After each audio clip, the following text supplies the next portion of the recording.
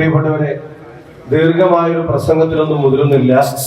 അധ്യക്ഷവേദിയിലെ ഏറ്റവും ബഹുമാന്യരായ UDF-ന്റെ നേതാക്കന്മാർ, ഈ തെരഞ്ഞെടുപ്പിൽ ഉജ്ജ്വല വിജയം സമ്മാനിച്ച പ്രിയപ്പെട്ട സഹോദരി സഹോദരന്മാർ, അധ്യക്ഷനോട് ആദ്യം ഒരു കാര്യം, MP ആരെയും അവഗണിക്കാൻ ഉദ്ദേശിക്കുന്നില്ല. അതുപോലത്തെ ജയമാണ് നിങ്ങൾ എനിക്ക് തന്നത് എന്നുള്ളതാണ്. അപ്പോ ആരെങ്കിലും പറഞ്ഞു കേട്ടിട്ട് അത് മൈക്കിൽ കൂടെ വിളിച്ചു പറയേണ്ട ആളല്ല അധ്യക്ഷൻ. ഇത് സ്വീകരണത്തിന്റെ പോയിന്റ് ഒന്നും കുറക്കുന്നത് ഏതെങ്കിലും മേഖലയോടുള്ളതല്ല. ആദ്യത്തെ ദിവസം വരുമ്പോ തന്നെ 10 പഞ്ചായത്തിലും എത്തണം എന്ന് നിർബന്ധമുള്ളത് കൊണ്ടാണ് സ്വീകരണം ഇതുപോലത്തെ ചടങ്ങുകൾ ഒന്നാക്കി പരമാവധി ഏരിയകളിൽ ഈ പര്യടനം നടത്തുന്നത്. ഇപ്പോഴും ഇന്നലെ മിനിഞ്ഞാന്നും ഒക്കെ ഇത് തീരുമ്പോ 12 മണി, 1:20, 11:50 ഒക്കെ വരെ നീണ്ടുപോവാണ്. കേരളത്തിൽ വേറെ എവിടെ ഒരു നന്ദി പര്യടനവും രാത്രി 1 മണിക്ക് തീരുന്നത് ഇപ്പൊ വടകരയിലല്ലാതെ വേറെ എവിടെയും നടക്കുന്നില്ല. തെരഞ്ഞെടുത്ത ജനങ്ങളെ അവഗണിക്കുന്ന സ്വഭാവവും രീതിയും ശൈലിയും ഇല്ല. ഉറപ്പായിട്ടും അധ്യക്ഷൻ പറഞ്ഞതും നിങ്ങളുടെ വികാരവുമായി ഈ നാടിന് വേണ്ട കാര്യങ്ങളിൽ പാർലമെന്റിനകത്തും പുറത്തും ഞാൻ ഉണ്ടായിരിക്കും എന്നുള്ള ഉറപ്പും വാക്കും ഈ നാടിന് നൽകുകയാണ്.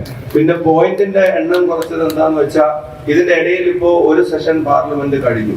ഇനിയിപ്പോ 22-ാം തീയതി മുതൽ ബജറ്റ് സമ്മേളനം വീണ്ടും ആരംഭിക്കാൻ പോകും. അപ്പൊ ഇതിന്റെ ഇടയിൽ ഒരു റൗണ്ടെങ്കിലും എല്ലായിടത്തും ഓടി എത്തണം. ആദ്യം 7 നിയോജകമണ്ഡലങ്ങളും ഹെഡ്ക്വാർട്ടേഴ്സിൽ നമ്മൾ വന്നു. ഇപ്പൊ എല്ലാ പഞ്ചായത്തിന്റെ തലങ്ങളിലും വാർഡ് തലങ്ങളിലേക്കും നമ്മൾ ഇറങ്ങുന്നു.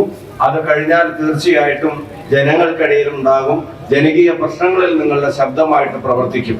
ഈ 1,14,506 വോട്ടിന്റെ ഭൂരിപക്ഷം സ്ഥാനാർത്ഥിയുടെ വിജയമൊന്നുമല്ല, സ്ഥാനാർത്ഥിയുടെ മികവല്ല. നിങ്ങൾ എല്ലാവരും കൂടെ അധ്വാനിച്ച് ഇവിടുത്തെ ജനത സമ്മാനിച്ചതാണെന്ന് നല്ല ബോധത്തോടും കൂടി പ്രവർത്തിക്കും എന്ന കാര്യത്തിന് ഒരു സംശയവും വേണ്ട. ഈ നാടിന് എങ്ങനെ നന്ദി പറയണമെന്ന് എനിക്ക് അറിഞ്ഞുകൂടാ. എന്നെ ഇപ്പൊ നന്ദി പറയാനാണ് വിളിച്ചത്. നന്ദി എന്ന 2 അക്ഷരമോ ഒരു വാക്കോ പറഞ്ഞാൽ തീരുന്നതല്ല നിങ്ങൾ എനിക്ക് തന്നിട്ടുള്ള സ്നേഹം.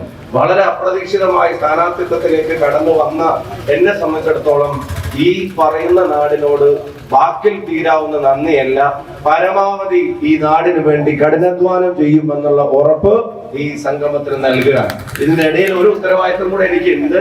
അത് നമ്മുടെ പാലക്കാട്ടെ ബൈ ഇലക്ഷനാണ്. നിങ്ങൾക്ക് അറിയാം, ഞാൻ അവിടുന്ന് പോന്നപ്പോ അവിടെ ഒരു ഒഴിവ് വന്നു.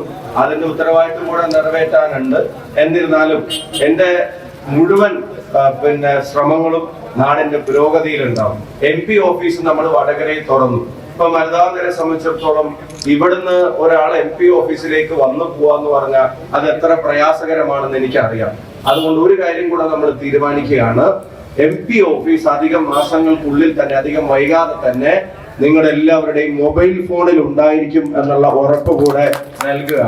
നിങ്ങളുടെ മൊബൈൽ വഴി നിവേദനങ്ങൾ ഒരു ആപ്പ് വഴി സമർപ്പിക്കാനും അതിന്റെ ഫോളോ അപ്പും അതിന്റെ പരാതികളുടെ സ്റ്റേജ് എവിടെയായി, അത് ഏത് ഓഫീസിലാണുള്ളത്, അത് എവിടെ കൊടുത്തോ, അതിന്റെ മറുപടി എന്താ എന്നുള്ളതൊക്കെ അറിയാൻ ഇവിടുന്ന് ഒരാള് ബസ് പിടിച്ച് വടകര വരെ വരുന്ന ഒരു സാഹചര്യം ഞാൻ ഉണ്ടാക്കില്ല.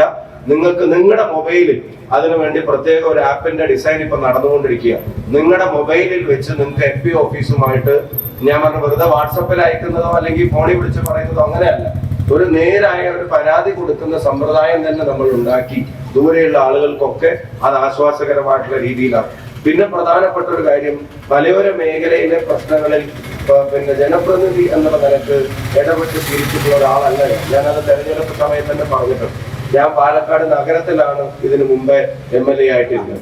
ഇപ്പൊ ഈ മേഖലയിൽ വരുമ്പോ മലയോര മേഖലയിലെ കർഷകരുടെ പ്രയാസങ്ങൾ, ദുരിതങ്ങൾ, ഇവിടുത്തെ വ്യാപാരികൾ, കച്ചവടക്കാർ ഉൾപ്പെടെയുള്ള ആളുകളുടെ പ്രയാസങ്ങൾ, അതിനെ സംബന്ധിച്ച് ഇവരെല്ലാം UDF-ന്റെ നേതാക്കന്മാരെല്ലാം എന്നോട് ഒത്തിരി കാര്യങ്ങൾ എന്റെ ശ്രദ്ധയിലേക്ക് പെടുത്തിയിട്ടുണ്ട്.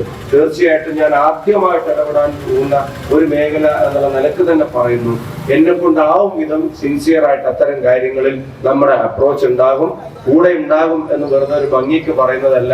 ഞാൻ ഈ നാടിന് വേണ്ടി എന്നെ കൊണ്ടാവും വിധം കഠിനാധ്വാനം ചെയ്യുമെന്ന് ഒരിക്കൽ കൂടെ പറയുന്നു. ഞാൻ എന്റെ പ്രസംഗം അവസാനിപ്പിക്കുന്നു. ഒറ്റ വാചകം, ഈ തെരഞ്ഞെടുപ്പ് റിസൾട്ട് ഒരു കാര്യം കൂടെ പറഞ്ഞിട്ടുണ്ട്. 1,14,506 വോട്ട് എന്ന് പറയുമ്പോൾ ആ വോട്ടിന് ജാതിയും മതവും ഇല്ല എന്നുള്ളത് നല്ല തിരിച്ചറിവ് എനിക്കുണ്ട്. അതുകൊണ്ട് തന്നെ ഈ ജനതയെ ജാതിയുടെയോ മതത്തിന്റെയോ പേരിൽ വേർതിരിക്കുന്നവരുടെ പട്ടികയിൽ അവസാന ശ്വാസം വരെ ഞാൻ ഉണ്ടായിരിക്കില്ല എന്ന വാക്കുകൂടെ നമ്മുടെ തെരഞ്ഞെടുപ്പുമായിട്ട് ബന്ധപ്പെട്ടുണ്ടായ പ്രചരണങ്ങൾ, വ്യാജ സ്ക്രീൻഷോട്ടുകളൊക്കെ നിങ്ങൾക്ക് അറിയാലോ. അതുകൂടെ ഞാൻ ഓർമ്മപ്പെടുത്തുക. എല്ലാവർക്കും ഹൃദയാഭിവാദ്യങ്ങൾ നേർന്നുകൊണ്ട് എന്റെ പ്രസംഗം തൽക്കാലത്തേക്ക് അവസാനിപ്പിക്കുന്നു. നമ്മൾ ഇനിയും കാണും എന്ന് മാത്രം സൂചിപ്പിക്കുന്നു. i2i News, an eye for truth. i2i News subscribe ചെയ്തിട്ടില്ലാത്തവർ ഇപ്പോൾ തന്നെ സബ്സ്ക്രൈബ് ചെയ്യുക. നോട്ടിഫിക്കേഷൻ ലഭിക്കുവാൻ ബെൽ ബട്ടണും അമർത്തുക.